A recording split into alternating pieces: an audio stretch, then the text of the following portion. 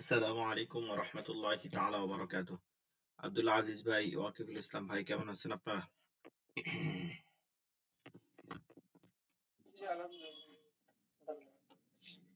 আচ্ছা, আজকে আমাদের ক্লাসটা একটু লেটে শুরু হয়েছে। তো এই কারণে অনেকে মনে হয় এখনো জয়েন হয় নাই। আবার অনেকে আছে যে একদিন জয়েন হয় আর একদিন জয়েন হয় না। সব মিলাইয়া আমরা একটু অপেক্ষা করতেছিলাম। তো আমরা পড়ার মধ্যে চলে যাই। তেলাওয়াতের শুরুতে আমরা একটু দোয়া এবং তাওবা করে নিই। أستغفر الله ربي من كل ذنب وأتوب إليه لا حول ولا قوة إلا بالله العلي العظيم. استغفر الله ربي من كل ذنب وأتوب إليه لا حول ولا قوة إلا بالله العلي العظيم. اللهم صل على محمد وعلى آل محمد كما صليت على إبراهيم وعلى آل إبراهيم إنك حميد مجيد. اللهم بارك على محمد وعلى آل محمد كما باركت على إبراهيم وعلى آل إبراهيم إنك حميد مجيد. أعوذ بالله من الشيطان الرجيم. بسم الله الرحمن الرحيم. رب زدني علما رب زدني علما رب زدني علما رب يسر ولا تعسر وتمم علينا بالخير. رب اشرح لي صدري ويسر لي أمري واحلل عقدة من لساني يفقه قولي. আচ্ছা, আমরা গত ক্লাসে পড়ছিলাম, মনে আছে কিনা, পুর এবং বারিক দুইটা পড়া পড়ছিলাম। মানে একই লেকচার শিটের মধ্যে 17 নম্বর লেকচার শিট থেকে দুইটা পড়ছিলাম। একটা হচ্ছে কে কিভাবে পড়তে হবে, পুর করে পড়তে হবে নাকি বারিক করে। পুর মানে হচ্ছে কি মোটা, আর বারিক মানে হচ্ছে চিকন। তো কোন পদ্ধতিতে কোন কাইফিয়াতে পড়তে হবে এটা আমরা সহজে বোঝার চেষ্টা করছি। তো আপনারা যারা আছেন ক্লাসে তাদের কি এইগুলো বোঝা হয়েছে বলতে পারবেন কেউ? এই 6টা নিয়ম ধারাবাহিকভাবে কেউ বলতে পারবেন? দুইজনের মধ্যে কারো কি হয়েছে? আপনাদের দুইজনের মধ্যে গতকালকে আমরা যে পড়াগুলো পড়ছিলাম, পুর মানে মোটা এবং চিকন কিভাবে পড়তে হয়, আপনারা যারা আছেন এখানে তাদের কি হয়েছে বলতে পারবেন এইগুলো?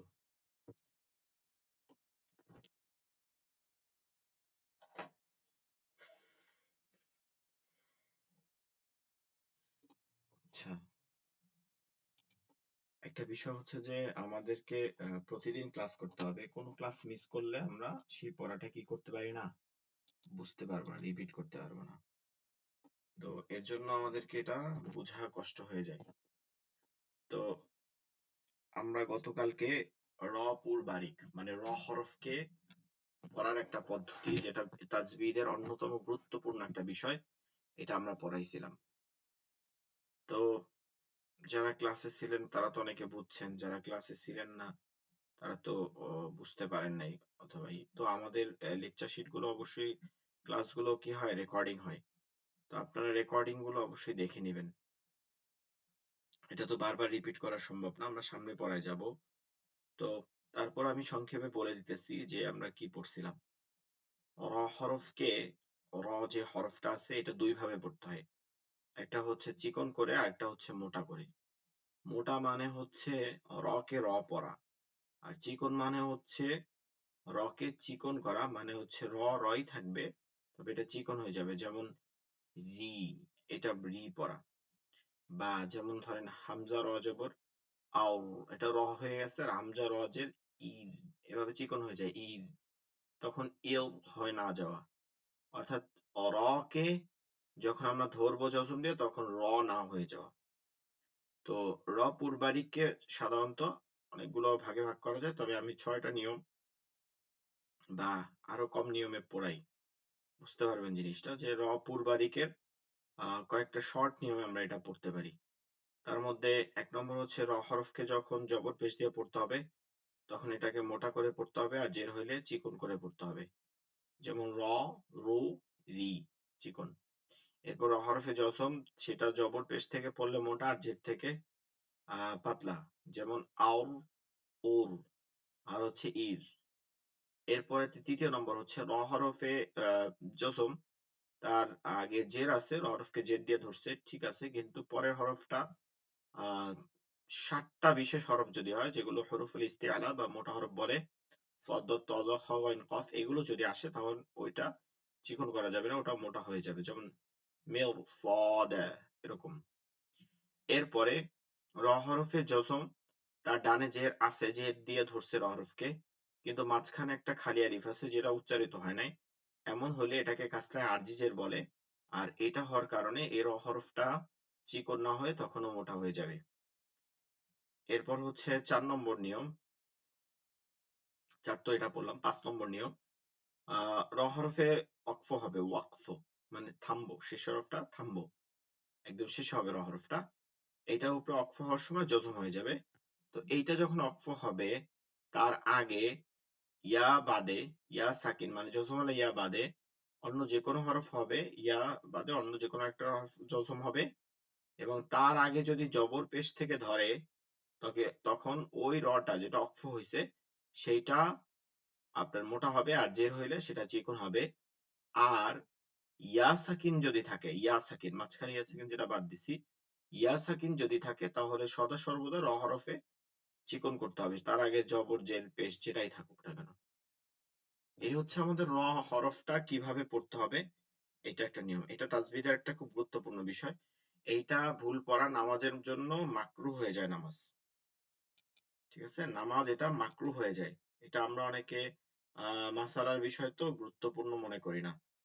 আহ আমরা আমরা যখন দেখব হাসরের ময়দানে যে আমাদের নামাজ বা ইবাদত গুলো একান্তই একদমই কম, মানে কবুলিয়াতের দিক থেকে দেখবো একদমই কম, এমনি তো আমরা পড়ি না, এরপরে পড়ার পরেও যেটা পড়ি সেটার অনেক কিছু আমরা ভুল করি, এরপরেও যখন দেখবো যে যা পড়ছি তার মধ্যেও আমরা সূরা কেরাত বা বিভিন্ন রকম তেলাওয়াত গুলোকে আমরা ভুল পড়ছি, এগুলোর জন্য ওই সওয়াবগুলো কাটা গেছে, তখন আমাদের অবস্থা কি হবে?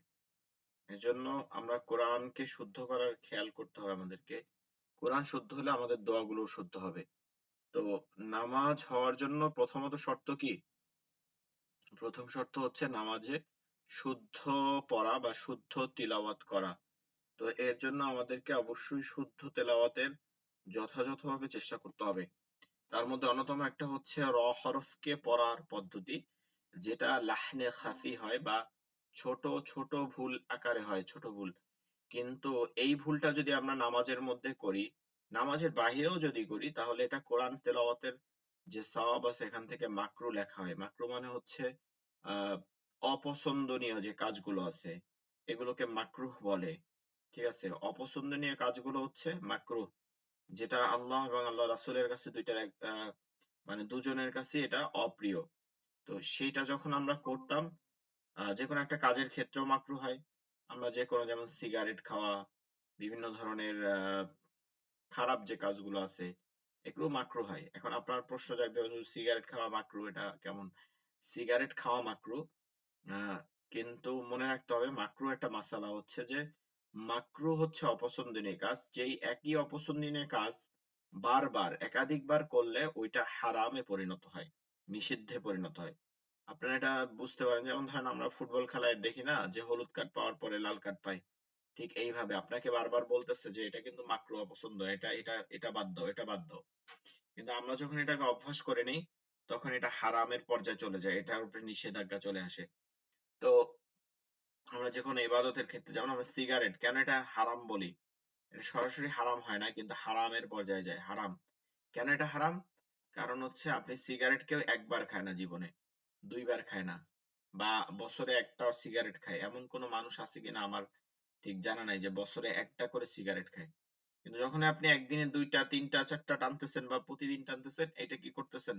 রেগুলার করছেন। এর জন্য এটা হারামের পর্যায়ে চলে যায়, হারাম হয়। তো এর জন্য যে মাসালা অন্যভাবে নিয়ে এটা চেষ্টা করলে লাভ নাই, ছাড়ার চেষ্টা করতে হবে, কষ্ট পাইলেও ছাড়ার চেষ্টা করতে হবে।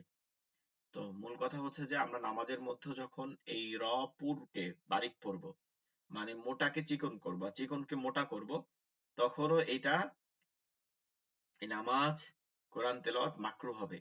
আর ওই যে বললাম মাকরুকে অভ্যাস করে নিই যদি, তাহলে এটা কি হবে? হারাম হবে, নিষিদ্ধ হয়ে যাবে, অর্থাৎ আমার নামাজ হবে না। তো এর জন্য এই যে রপুর বারিকটা আমরা পড়াইছি, এইমাত্র যেটা বললাম, এই ব্যাখ্যা সহকারে এটা আপনারা একটু গুরুত্ব সহকারে পড়ার চেষ্টা করবেন। চলেন আমরা পরবর্তী লেকচার শিটে চলে যাব।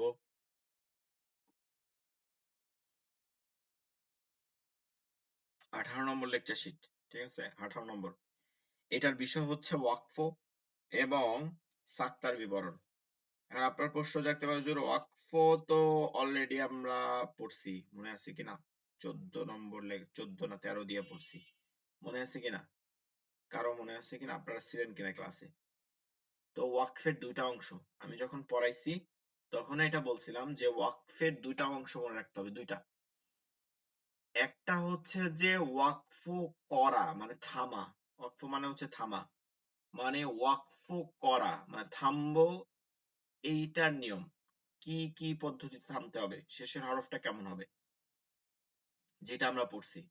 আর একটা হচ্ছে ওয়াকফের চিহ্ন, হ্যাঁ, ওয়াকফের চিহ্ন, কোন চিহ্ন হইলে থামতে হবে, কোন চিহ্ন হইলে মিলাই পড়তে হবে, কোন চিহ্ন হইলে শ্বাসকে কত সেকেন্ড রাখতে হবে। এই যে নিয়মটা আছে এটা কোরআনের জন্য আলাদা, মানে আমরা যেমন বাংলার জন্য আছে, ইংরেজির জন্য আছে, আরবি ভাষার জন্য আছে, কোরআনের জন্য কি আছে এরকম ভিন্ন একটা বিষয় আছে। কোরআনের জন্য অবশ্যই এরকম আলাদা নিয়ম আছে যেটা আমাদেরকে শিখতে হবে। তো আমরা অলরেডি ওখানে শিখছি যে কিভাবে থামবো, 4টা পদ্ধতি শিখাইছিলাম, মনে আছে কিনা? যে শেষে যদি গোলতা থাকে গোলহা পড়তে হবে, গোলতা বাদে অন্য কোনো হরফে যদি 2 জবর থাকে তখন এক আলিফ টেনে পড়তে হবে, শেষের হরফটা যদি খালি থাকে এবং তার আগে হরকত যেটাই থাকুক না কেন ওই হরকতটাকে এক আলিফ টেনে পড়তে হবে। আর উপরের এই 3টা নিয়ম যেটা এইমাত্র বললাম, এগুলো বাদে যে কোনো অবস্থায় হয় তাহলে ওখানে যজম দিয়ে পড়তে হবে। এটা হচ্ছে শেষের হরফের অবস্থা ওয়াকফ করার নিয়ে। আর কখন কখন ওয়াকফ করব, কোন কোন চিহ্ন থেকে, আবার কোন কোন চিহ্ন থেকে মিলাই পড়বো, লা তাকাফ মানে ওয়াকফ করা যাবে না, এটা আমরা শিখবো। আর একটা অংশ হচ্ছে যে সাক্তা। সাক্তা মূলত আপনারা যারা, এখন তো অনেকে এটা জানে না, এখন তো মোবাইল আসছে, আমরা মাদ্রাসায় ছোটবেলায় খেলছি, মনে আছে? হাডুডু খেলছি, আপনাদের মনে আছে কিনা এরকম? আপনারা জীবনে খেলছেন কিনা? হাডুডুর একটা কি ছিল, শ্বাস ধরে রাখা, কে কতক্ষণ ধরে রাখতে পারে, এটা হলো মূল বিষয় ছিল। টাইনা ধরতো, ওইটাকে শ্বাস ধরে ঠেললে এই সব আউট করে কিভাবে আসা যায়। এইটার সাথে একটা মিল পাইতে পারেন সাক্তা। সাক্তার কাজ কি? ওয়াকফু করা, অর্থাৎ ওখানে থামা, কিন্তু শ্বাস ছাড়া যাবে না, শ্বাসকে ভিতরে রেখে দিতে হবে, এটার কাজ হচ্ছে সাক্তা। তাহলে আমরা একটু বিস্তারিত চলে যাই, এটা খুব সহজ জিনিস, খুব একটা জটিল না। ওয়াকফুন এবং সাক্তা, ওয়াকফু, আল ওয়াকফু ওয়াস সাক্তা। সাক্তা এর পরিচয়, ঠিক আছে? সাক্তা এর পরিচয়, সাক্তা শব্দের অর্থ, সাক্তা শব্দের অর্থ থামা, বিরতি, দাড়ি, ফুল স্টপ, যেভাবে আমরা বলতে পারি, তো থামা বা বিরতি, এটাই সুন্দর।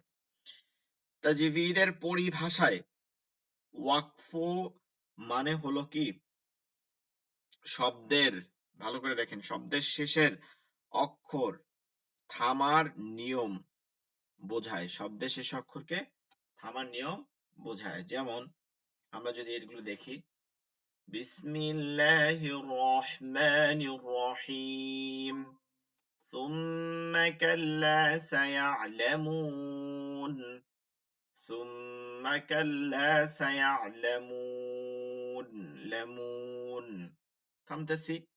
অবুররিজাতিল জাহিমু, অবুররিজাতিল জাহিমু, ঠিক আছে? এই যে দেখেন অবুররিজাতিল জাহিমু লিমান ইয়ারা। আচ্ছা, এখানে একটা জিনিস খেয়াল করেন, শেষে গোলগুলোর মধ্যে, ঠিক আছে, গোলগুলো আমরা দেখে দেখে কি করতেছি, থামতেছি। এরকম একটা থামার স্থান আছে দেখে আমরা থামছি। এখন থামার সময় এইখানে যে আমরা যেমন থামলাম, থামার সময় আমরা কি করছি, নুনকে জজম দিছি। এইটা আমরা এক নিয়মে দিছি, ওই যে যেটা আমরা আগে পড়ছি, আজকেও যে বললাম এইমাত্র 4টা নিয়ম। কিন্তু এখানে যে থামতে হবে, এটা আমরা এই গোল চিহ্ন দেখে বুঝতে পারছি। তো এইরকম চিহ্নগুলোকে আমরা এখন বুঝবো যে কোন কোন চিহ্নতে কেমন হয়। তো ১ নম্বর যদি আমি বলি, প্রথমে এখান থেকে ধরি। এরকম গোল গোল চিহ্ন আমরা কোরআনের মাঝে দেখতে পাই। কোরআনের আয়াত শেষ হইলে সাধারণত এই গোলগুলো দেয়া হয়। এখন আপনাদের একটু আয়াত সম্পর্কে ধারণা থাকতে হবে। আয়াত কি? আয়াতের শাব্দিক অর্থ হচ্ছে নিদর্শন। তো কোরআনের আয়াত বলে কেন? আয়াত মানে হচ্ছে নিদর্শন, মানে কোরআনের প্রত্যেক আয়াত হচ্ছে মুমিনের জন্য নিদর্শন। এক একটা বিষয় তার সামনে তুলে ধরা হয়েছে, এর জন্য আয়াত বলা হয়। এই আয়াতগুলো, ঠিক আছে, এই আয়াতগুলো কতগুলো, এইটা নিয়ে একটু মতভেদ আছে। ধরেন 4টা মত পাওয়া যায়। হযরতে উসমান, হযরতে আবু হুরায়রা রাদিয়াল্লাহু আনহু, হযরতে মা আয়েশা সিদ্দিকা রাদিয়াল্লাহু আনহা, এরপরে হযরতে আলী রাদিয়াল্লাহু তাআলা, তাদের এক একটা মত পাওয়া যায়। তার মধ্যে সবথেকে আ বিশুদ্ধ বা গ্রহণযোগ্য বলা যায়, যারা হাদিস বর্ণনা করছে তার মধ্যে ২ জন, একজন তো হচ্ছে হযরত আবু হুরায়রা রাদিয়াল্লাহু তাআলা সবথেকে বেশি বর্ণনা করছেন। আর একজন হচ্ছে কে সবথেকে আ কম হাদিস, মানে নারীদের মধ্যে সবথেকে বেশি এবং হাদিস কম বর্ণনা করছেন। কিন্তু যার হাদিসগুলো খুব জটিল এবং রাসূল সাল্লাল্লাহু আলাইহি সাল্লামের সাথে সাথে থাকছেন, তিনি হচ্ছে মা আয়েশা সিদ্দিকা রাদিয়াল্লাহু আনহা। এবং তারও একটা মত পাওয়া যায়।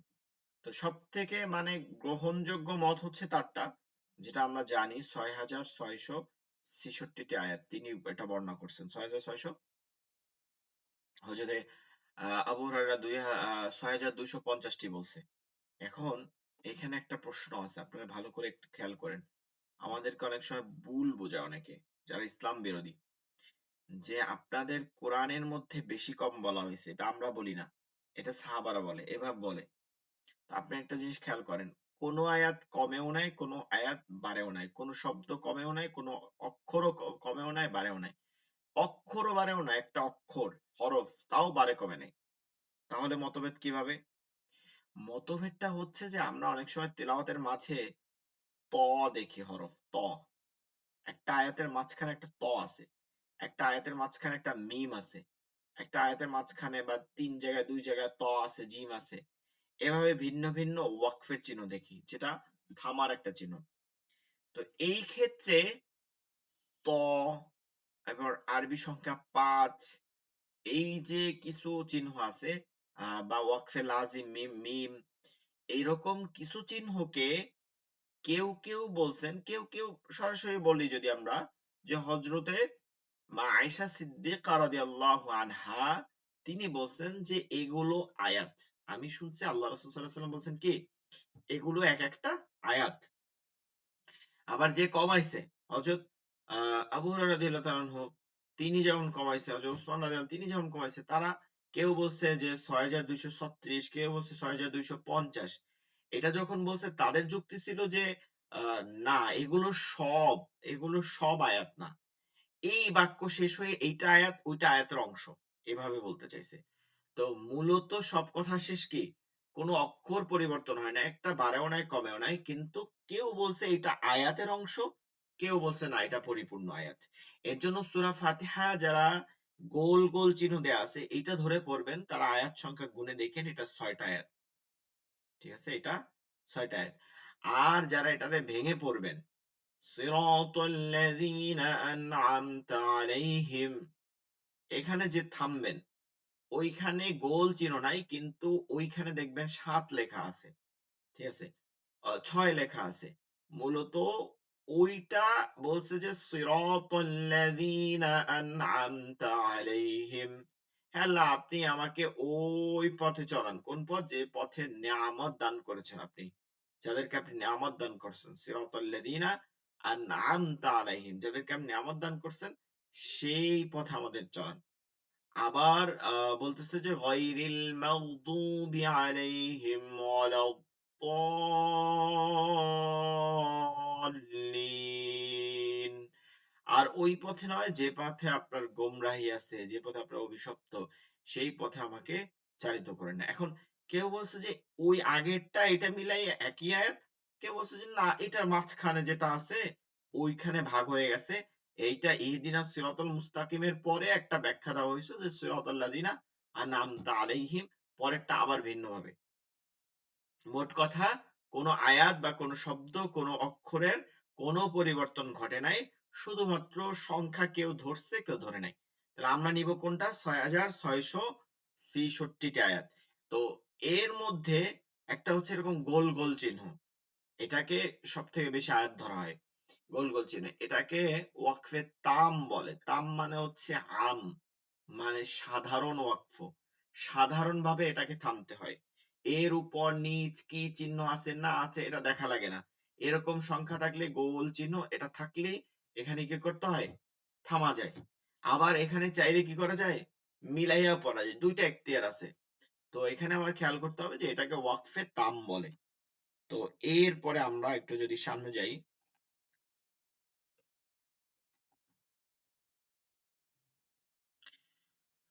আচ্ছা ওয়াকফ এর প্রকারভেদ। ওয়াকফ এক নম্বর ওয়াকফে লাজেম, ঠিক আছে? এক নম্বর হচ্ছে ওয়াকফে লাজিম। লাজিম মানে হচ্ছে ওয়াজিব, ওয়াজিব লাজিম মানে হচ্ছে ওয়াজিব, এর প্রতিশব্দ লাজিম। লাজিম বলে তোমার তোমার উপর তো লাজিম হয়ে গেছে, মানে কি ওয়াজিব হয়ে গেছে। ওয়াজিব মানে কি? অতি কর্তব্য, যেটা করতেই হবে। তাহলে ওয়াকফে লাজেম। এমন ওয়াকফ, এমন ওয়াকফ যেখানে থামা ওয়াজিব। ওয়াকফে লাজিম এমন ওয়াকফ যেখানে থামা ওয়াজিব। না থামলে অনেক সময় অর্থ বিনষ্ট হয়ে যাওয়ার আশঙ্কা থাকে। মনে রাখবেন, আশঙ্কা, একবার নষ্ট হয়ে যাচ্ছে এরকম নিশ্চয়তা দিচ্ছি না, তবে বেশিরভাগ সময় আশঙ্কা থাকে বিনষ্ট হয়ে যাওয়া। আবারও মনে করেন ওয়াকফে লাজিম, লাজিম যেটা ওয়াজিব, যে থামা ওয়াজিব। এমন ওয়াকফ যেখানে থামা ওয়াজিব, কর্তব্য, করতেই হবে, বিপরীত কিছু করা যাবে না। না থামিলে, যদি না থামি, হ্যাঁ না থামি, অনেক সময় মানে বেশিরভাগ সময় অর্থ বিনষ্ট হওয়া আশঙ্কা থাকে। এই ওয়াকফে লাজিম এর চিহ্ন হচ্ছে মিম। ওয়াকফে লাজিমের চিহ্ন কি? মিম হরফ যেটা আছে এটা ছোট্ট করে দেয়া থাকে, এটা হচ্ছে ওয়াকফে লাজিম, ওয়াকফে লাজিম, ঠিক আছে? এটা নিয়ম হচ্ছে এর উপরে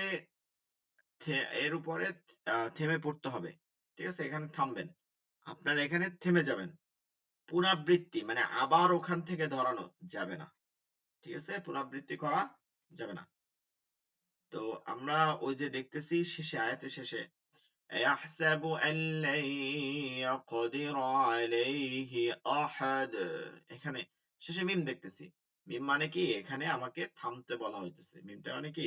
আমাকে থামতে বলা হইতেছে, এখানে আমি থামবো।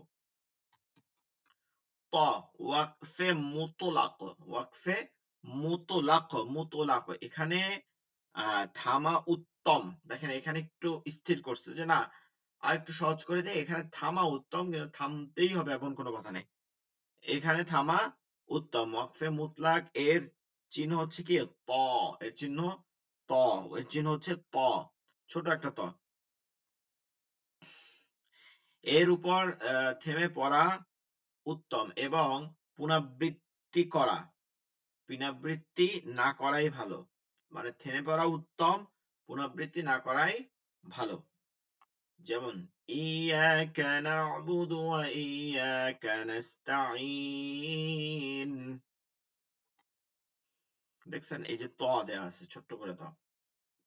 তাহলে এক নম্বর ওয়াকফে লাজিম পাই যে মিম হইলে থামতেই হবে, পুনরাবৃত্তি করা যাবে না। ত হইলেও আমরা কি করব? আমরা মনে করবো এখানে থামতেই হবে, পুনরাবৃত্তি করা যাবে না। যদি এখানে থামা উত্তম, ভালো, তবে আমরা একই নিয়মে পড়ি, তাহলে মনে রাখতে পারবো।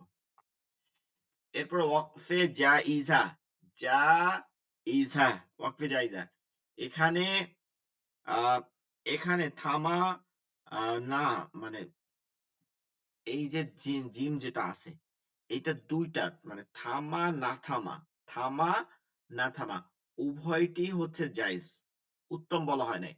চাইলে থামতে পারেন, না চাইলে মিলাইয়াও পড়তে পারেন, মন যেটা চায় দুইটার একটাই করতে পারবেন। এর চিহ্ন হচ্ছে জিম, ওয়াকফে জাইজা, এর চিহ্ন হচ্ছে জিম। এর উপর থামা না থামা উভয়টি জায়েজ, তবে থেমে গেলে মানে আমি যদি থেমে একবার যাই তাহলে পুনরাবৃত্তি করব না, তখন এটা নষ্ট হয়ে যাবে। আম্মা ইয়াতাসাআলুন।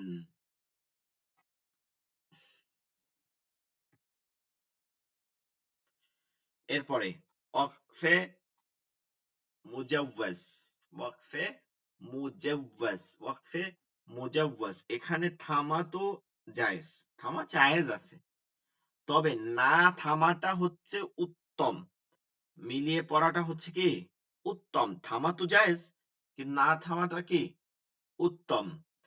এইটার চিহ্ন হচ্ছে যা, যা জিম না, এটা একদম মুজাওয়াজ, মুজাওয়াজ। আর ওইটা হচ্ছে জায়েজা ছিল জিমেরটা।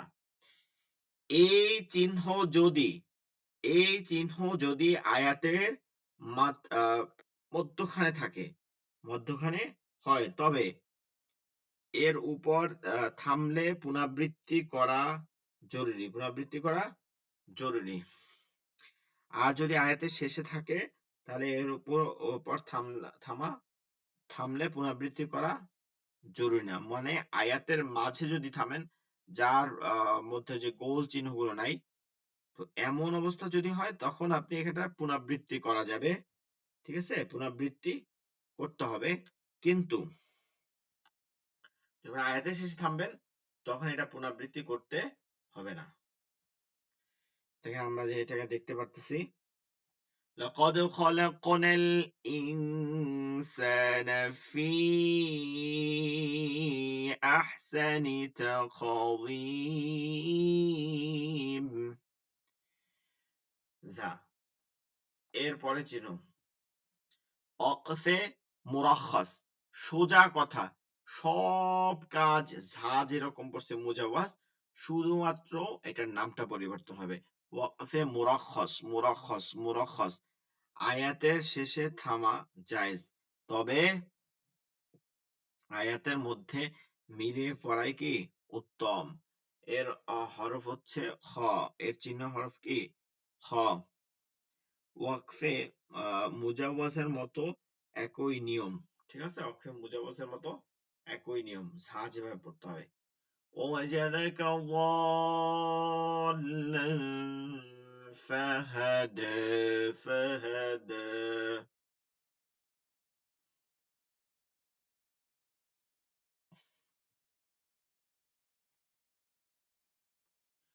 এরপরে ওয়াকফে মুআনাকা, ওয়াকফে মুআনাকা, এটার কাজ হচ্ছে এক জায়গা থামলে অন্য জায়গায় মিলিয়ে পড়তে হবে। অর্থাৎ আপনি দেখলেন যে একটা আয়াতের এই পাশে চিহ্ন আছে, এ পাশেও চিহ্ন আছে, তাহলে একটা মিলিয়ে পড়তে হবে, অথবা মানে প্রথমটা মিলিয়ে পড়তে হবে অথবা দ্বিতীয়টা মিলিয়ে পড়তে হবে।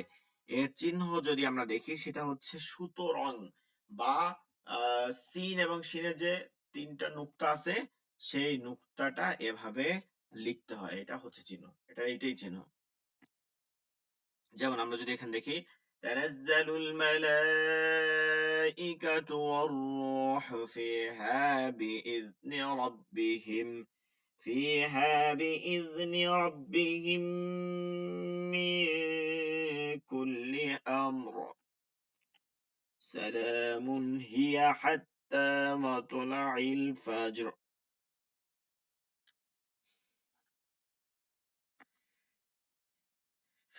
এরপরে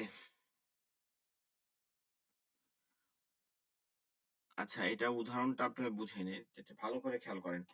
এখানে মিন কুল্লি আমর এর উপর তিন নুক্তা আছে, আর সালামুন সালামের উপর তিন নুক্তা আছে। তাহলে আমরা যে কোনো একটা মিলাবো, একটা থামবো, অর্থাৎ প্রথমটা থামলে পরেরটা মিলাবো, পরেরটা থামলে মানে যেহেতু পরেরটা যদি থামে তাহলে প্রথমটা মিলিয়ে পড়তে হবে, আর কিছু না। যেমন আছে তেমনই মিলাই পড়তে হবে, মনে রাখতে হবে যে মাঝখানে কোনো আয়াতই নেই এরকম। ওয়াকফে লা তাকফ, ওয়াকফে ওয়াকফও কিন্তু লা তাকফ মানে থামা যাবে না। আয়াতের মধ্যে, ঠিক আছে, আয়াতের মাঝখানে এই যে দেখা যাবে যে লাম আলিফ, আমরা যেটা আছি লাম আলিফ, আয়াতের মাঝে দেখা যায় যে নিচে কোনো গোল নাই, কিছুই নেই, শুধু লাম আলিফ দেয়া আছে, এমন যদি দেখা যায় লাম আলিফ, তাহলে ওখানে না থামাটাই উত্তম, খুব ভালো না থামাটাই, কিন্তু মিলিয়ে পড়তে হবে, ঠিক আছে। অর্থাৎ লাম আলিফ হলো কোনো থামার জায়গা নাই, মিলিয়ে পড়তে হবে। এবার এখানে একটা কথা আছে, শুধু না থামা না, ওইখানে গিয়া পুনরাবৃত্তিও করা যাবে না। হ্যাঁ, ওইখানে গিয়া পুনরাবৃত্তিও করা যাবে না। যেমন ধরেন থামলেন লামের উপর, এরপর আবার মিলাই পড়লেন, এরকম কোনো কাজই কি করা যাবে না। এবং এইখানটা সদা সর্বদা মিলিয়ে পড়তে হবে, এটা ওয়াকফ না করার নিয়ম, লাম আলিফ। খেয়াল করেন, ইন্নাল্লাযীনা আমানু ওয়া আমিলুস সালিহাত, এটা থামা জায়েজ নেই, হইছে হয় নাই। ইন্নাল্লাযীনা আমানু ওয়া আমিলুস সালিহাতি উলাইকা হুম খায়রুল বারিয়াহ। এখন আমি যদি থামি, দেখেন এটার পরিপূর্ণ অর্থ কি, আর থামলে কি হয়।